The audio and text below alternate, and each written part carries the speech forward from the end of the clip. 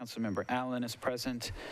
Vice Chair Hauser is present. Councilmember Mendez is present. Councilmember Sepulveda is not present. Councilmember Sledge is present.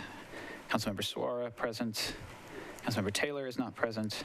Councilmember Toombs is here. And Councilmember Welsh is not here. So we've got 3 items on the agenda. Run through these, beginning with RS 2022-1643 by Parker and Allen. This authorizes the Metropolitan Mayor to submit the 2022 to 2023 annual update to the 2018 to 2023 Consolidated Plan for Housing and Community Development to the U.S. Department of Housing and Urban Development. And I asked, can I get a motion on this? Moved and seconded, thank y'all. I asked MDHA to give us just a little brief explanation about what this is. So I'm going to go to the,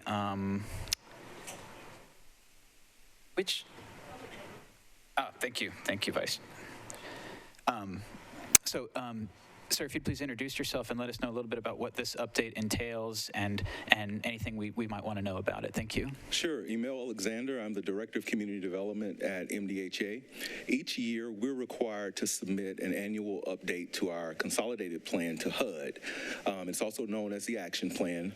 The Action Plan is just our application to HUD for our CDBG Home, ESG, HOPWA grant programs. This particular action plan covers program year beginning on June 1st, ending on May 30th, and we are just requesting approval to submit that action plan onto HUD. Thank you for that explanation, sir. Any further questions from members? Discussion? Okay. Councilmember Hauser, you are recognized. Will we get a copy of it? Yes, you should have a copy in the resolution, but I can make sure you get one. Sure. Thank you. Okay, seeing no further questions or discussion, all those in favor, please say aye. Any opposed? Any not voting? All right, so we approve that 740, okay. All right, thank you all. We got 2 more items. These are 2 pilots, beginning with RS 2022-1644 by Toombs, Parker, and Allen. This authorizes the Metropolitan Development and Housing Agency to enter into a pilot agreement and accept payments in lieu of ad valorem taxes with respect to a multifamily housing project located at 3720 Clarksville Pike. Can we get a motion? Moved and seconded. I wanted to just get a brief explanation from the housing director, but also wanted to give, of course, Councilmember Toombs as the sponsor. Do you have anything, discussion points, questions, anything for us? My apologies. Thank you. You should be on. Thank you, Chair. This is actually the same developer that's doing this project did a similar project across the street from Haynes Middle School on West Trinity Lane, where it is the workforce housing apartments, market rate townhomes, as well as some commercial space. So it's a really good project for the district. It diversifies housing options, which is one of my goals in guiding development in the area. So this is good. It's going to provide some housing options for folks who can't afford market rate, and so it's good for the district.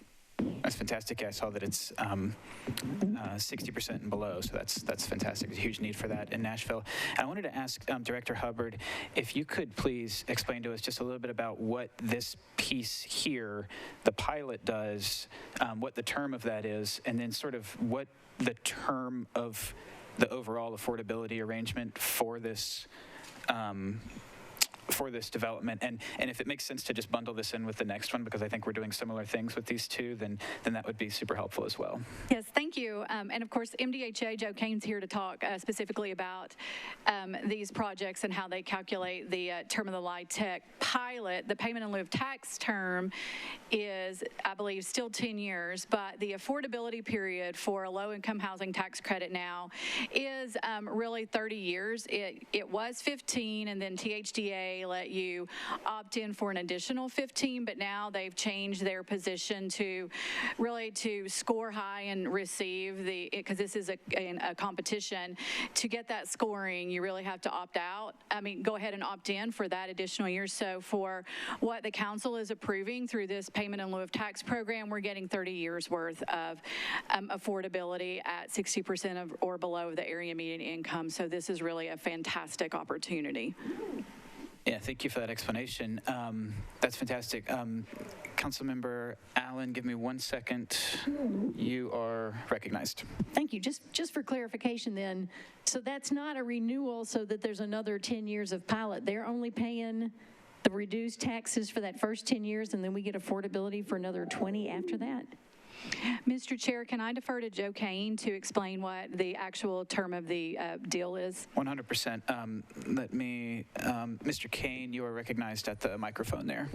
Thank you. Joe Kane, Director of Urban Development with MDHA. The pilot is established in order to offset the value of the credits. And so as the credits mature after 10 years, that's why the pilot is linked to the value of the credits, and that's why that number goes in. The assessor of property should be picking up the value of the restricted units at year 11, which would have obviously the substantially reduced income coming into them, so they would not be confused. But because of the credits being valued over a 10-year period, that's why we're inducing them with the pilot to be able to neutralize that effect. Thank you. One more question. Okay, so the reason we do these pilots is because the state taxes the value of the credits, and this pilot essentially reimburses them for the taxes they have to pay on the value of the low-income housing tax credits. That is correct. The assessor will value those taxes over a 10-year period, value the credits over a 10-year period, and then to kind of smooth that valuation coming in if you did not have a pilot. But since they are getting a pilot, obviously that substitutes that, and then after the 10-year period, there's no more value to those credits. Gotcha. And so they still continue to get benefit from the low-income housing.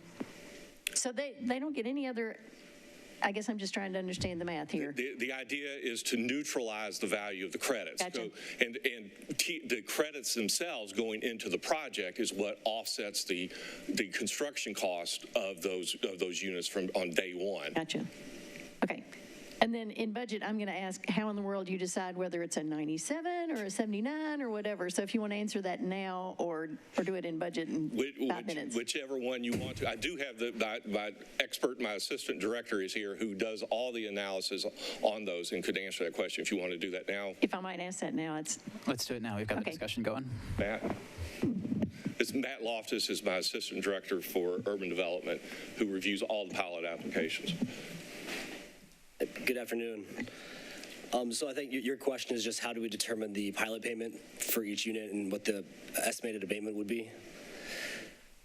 Yeah, so we review each one of these things independently from each other. And so the two pilots here today are actually pretty different in their underwriting. So we have before you now, this is a 4% deal.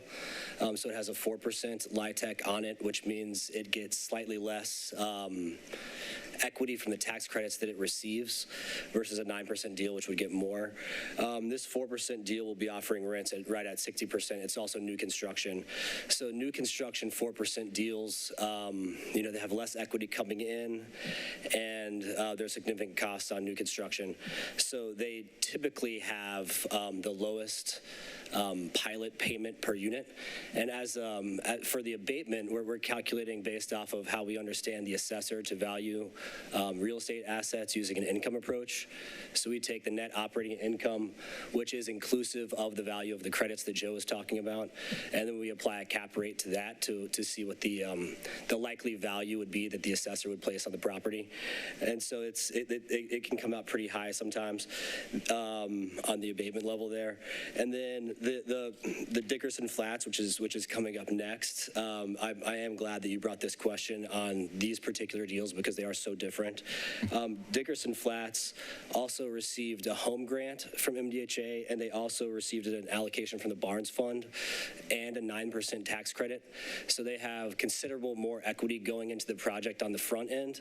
And because of that, they're able to offer rents well below 60% AMI. So they're averaging across the complex here rents just over $500 or so a month. So some of their rents will be as low as $400. So when we do an income approach valuation on that, the value of the property is low because there's a lot less income coming into it. So the abatement amount seems smaller because we did an income approach valuation on the property. Yeah. Well, thank you, folks from MDHA and members. That's really great information, good discussion. Any other questions or comments on RS 2022-1644? All right, then all those in favor, please say aye. Aye. Any opposed? Any not voting? Thank you. All right, lastly, we have RS 2022-1645 by Van Rees, Parker, and Allen. This authorizes the Metropolitan Development and Housing Agency to enter into a pilot agreement and accept payments in lieu of ad valorem taxes with respect to a multifamily housing project located at 3551, 3557, and 3561 Dickerson Pike. We've got a letter here to approve from Councilwoman Van Rees. Can we get a motion on this in a second? Thank you. Properly moved and seconded. Any questions? I think that some of the discussion that we had on the last one helped clarify my questions on this. So does anybody have any questions, comments, discussion on this item? Nope. Then all those in favor, please say aye. Aye. Aye. Any opposed? Any not voting? All right. We recommend approval of that. Is it 7 still? 7-4, none against. All right. That concludes the Affordable Housing Committee meeting. Budget and Finance is up next.